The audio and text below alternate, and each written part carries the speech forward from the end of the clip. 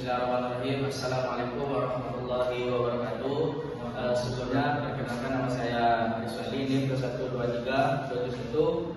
Jadi adapun maksud dan tujuan saya yaitu untuk mempresentasikan seminar proposal saya, yang mana itu sama-sama ketahui yang berjudul itu peningkatan kualitas pembelajaran online melalui strategi komunikasi yang efektif antara dosen dan mahasiswa. Nah, kita masuk ke bab 1 yaitu latar belakang. Nah, jadi perlu kita ketahui, adapun latar belakang dari judul yang saya angkat ini yaitu ada beberapa studi menunjukkan bahwa mahasiswa itu sering mengalami kesulitan atau ketidaksanggupan dalam memperoleh materi yang disampaikan oleh dosen tersebut. Yang mana perlu kita ketahui bahwasanya ketika dalam proses pembelajaran online tersebut atau daring itu banyak beberapa teori atau masukan yang tidak tersampaikan. Nah, selanjutnya yang mana latar belakangnya itu dosen itu memiliki kesulitan dalam menjelaskan terutama pemateri yang akan dijelaskan oleh dosen tersebut, sehingga ketika dosen tersebut sulit untuk memahami, itu akan berdampak kepada mahasiswa tersebut. Yang mana perkembangan itu juga sering terjadi pada masa tahun 2020 itu kasus itu COVID-19, yang mana itu seluruh aktivitas yang berkaitan dengan proses pembelajaran itu digunakan secara daring. Itulah saya membuat latar belakang tersebut dengan pembelajaran online tersebut. Nah, lanjut itu pertanyaan penelitian. Dimana pertanyaan penelitian di sini yaitu mencakup beberapa pertanyaan, yaitu yang pertama, bagaimana pola komunikasi yang terjadi antara dosen dan mahasiswa dalam pembelajaran online tersebut. Yang selanjutnya itu strategi komunikasi apa saja yang telah digunakan oleh dosen dalam pembelajaran online untuk meningkatkan integrasi dalam mahasiswa. Selanjutnya yaitu bagaimana persepsi mahasiswa terhadap efektif komunikasi dosen dalam pembelajaran online. Selanjutnya itu tujuan penelitian. Nah, jadi ada beberapa tujuan penelitian dalam seminar proposal saya, yang mana itu memiliki 3 tujuan penelitian. Yang pertama yaitu mengidentifikasi dan menganalisis pola komunikasi yang terjadi antara dosen dan mahasiswa dalam konteks pembelajaran online atau daring. Nah, selanjutnya yaitu mengenkripsikan berbagai strategi komunikasi yang telah diterapkan oleh dosen dan mahasiswa. Selanjutnya yaitu mengetahui persepsi dan pengalaman mahasiswa terkait kualitas komunikasi dalam dosen dan pembelajaran online tersebut. Selanjutnya yaitu manfaat dan sistematika penulisan. Yang pertama yaitu manfaat, yaitu yang pertama adalah manfaat teoritis. Nah, manfaat teoritis ini yaitu penelitian ini diharapkan dapat memberikan kontribusi pada pengembangan ilmu komunikasi pendidikan, khususnya kepada pembelajaran online. Nah, yang mana itu memberikan suatu gambaran antara dengan pembelajaran online tersebut, sehingga berkembang pesat untuk selanjutnya. Selanjutnya itu manfaat praktis. Nah, ada beberapa manfaat praktis. Yang pertama itu bagi institusi pendidikan tinggi. Nah, yang mana sesuai tadi bahasanya ketika mahasiswa dalam pembelajaran online tersebut tidak bisa memahami apa yang telah disampaikan oleh dosen tersebut. Selanjutnya bagi dosen, yang mana bagi dosen ini itu dampaknya itu kesulitan menjelaskan materi secara rinci.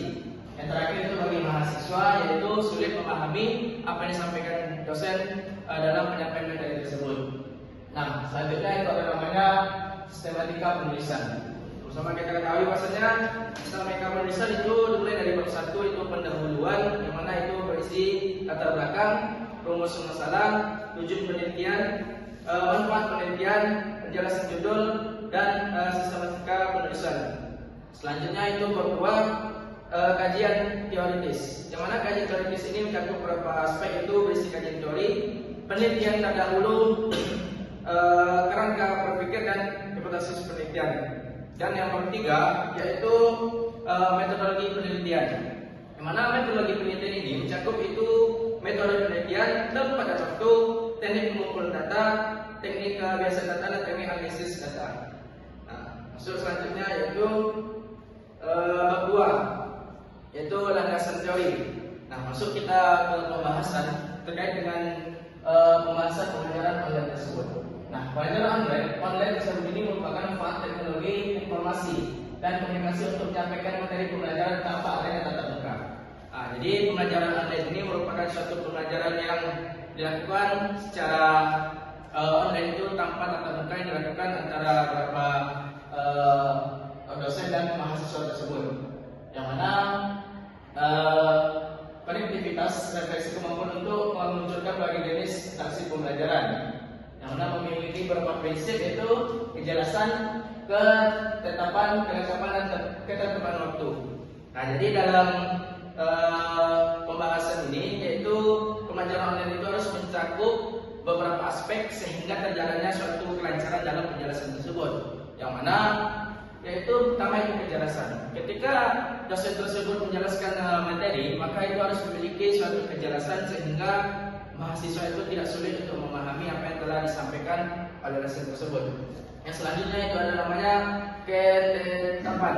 Ketetapan di sini yaitu ketetapan dalam menyampaikan materi tersebut. Selanjutnya itu kelengkapan. Jadi kelengkapan ini sering terjadi bahwasanya dosen itu ketika menjelaskan secara online itu tidak dilaksanakan secara lengkap, yaitu secara rinci. Maksudnya secara secara menyeluruh itu, tidak terlalu lengkap sehingga sulit memahami. Selanjutnya itu kedapatan waktu. Kedapatan waktu ini yaitu ketika dosen itu menjelaskan suatu materi, maka dibutuhkan harus kedapatan waktu sehingga kestabilan dalam pembelajaran tersebut. Selanjutnya yaitu penelitian relevan. Jadi ada beberapa penelitian relevan yang saya cantumkan, yaitu yang pertama itu Purnamasari dan Sutapa 2020 melakukan penelitian berjudul efektivitas komunikasi dosen mahasiswa dalam pembelajaran daring di masa pandemi COVID-19. Yang mana penelitian ini menggunakan metode kuantitatif dengan melibatkan 250 mahasiswa dari berbagai universitas yang ada di Indonesia. Selanjutnya itu Bella dan Alia 2021 dalam penelitian itu evaluasi online French students, yaitu COVID 2019, yang mana menggunakan struktur opening sem dan menemukan bahwa kualitas pendidikan mempengaruhi kepuasan mahasiswa yang telah dilakukan oleh dosen dan mahasiswa tersebut. Selanjutnya penelitian itu pada Martin, Wing dan Sadaf itu 2018, yang mana melakukan mata analisis berjudul Student Practitioner of Hands, yang mana itu melibatkan 30 studi dengan total 5,462 responden. Selanjutnya jenis penelitian. Perlu kita ketahui bahwasanya jenis penelitian yang ada dalam seminar proposal saya itu penelitian campuran atau mixed mitos dengan peningkatan studi kasus, case studi atau fenomenologi tergantung pada fokus spesifiknya. Mana lokasi penelitian yaitu di UNC Muhammad Abdul Bukit Tinggi, di jurusan Pendidikan Agama Islam di Fakultas Tarbiyah dan Ilmu Keguruan. Selanjutnya teknik pengumpulan data, analisis data dan analisis data, yang mana untuk mengumpulkan data tersebut saya melakukan beberapa cara. Yang pertama itu observasi, yang mana dengan cara mengamati langsung proses pembelajarannya.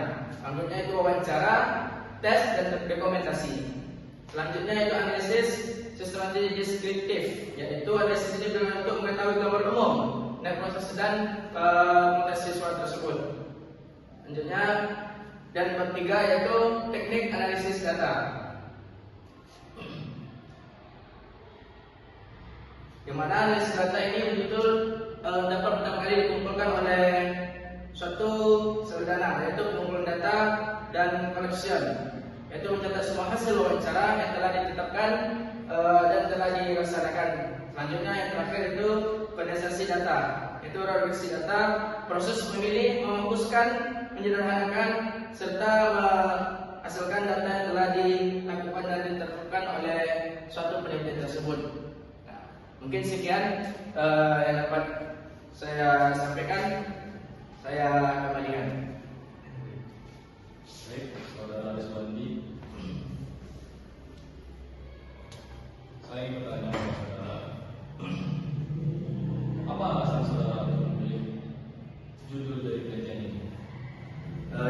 menjawab sebelumnya Pak. Sesuai yang saya katakan sebelumnya, ada beberapa alasan saya untuk memilih judul ini. Yang pertama yaitu terkait dengan permasalahan yang terjadi di berbagai universitas, itu Wilson dan Bukit Tinggi, bahwasanya ketika diadakan pembelajaran online, mereka itu kesulitan untuk memahami dan menganalisa dari pembelajaran tersebut, sehingga itu akan berdampak bagi dosen untuk kesulitan juga untuk menjelaskan materinya. Oke, sekian. Oke, terima kasih. Lalu pertanyaan selanjutnya, apa bedanya penelitian saudara dengan penelitian terdahulu? Di sini menjawab sebelum Bapak terkait dengan perbedaan itu tentu memiliki perbedaan, yang mana penelitian terdahulu itu berfokus kepada banyaknya mayoritas pada aspek yang terdahulu. Sedangkan penelitian saya ini itu mencoba itu fokus beberapa aspek terkait dengan kasus yang terjadi pada saat ini. Oke, terima kasih. Untuk pertanyaan terakhir, apa saja gap research dalam penelitian saudara? Apa saja gap atau celah dalam penelitian saudara? Izin jawab Pak. Dari hasil telaah atau observasi yang saya laksanakan, saya meneliti terlebih dahulu banyaknya itu membahas terkait dengan kesulitan mahasiswa dan dosen tersebut, sehingga itu menimbulkan kesulitan bagi mahasiswa dalam proses pembelajaran. Oke, terima kasih.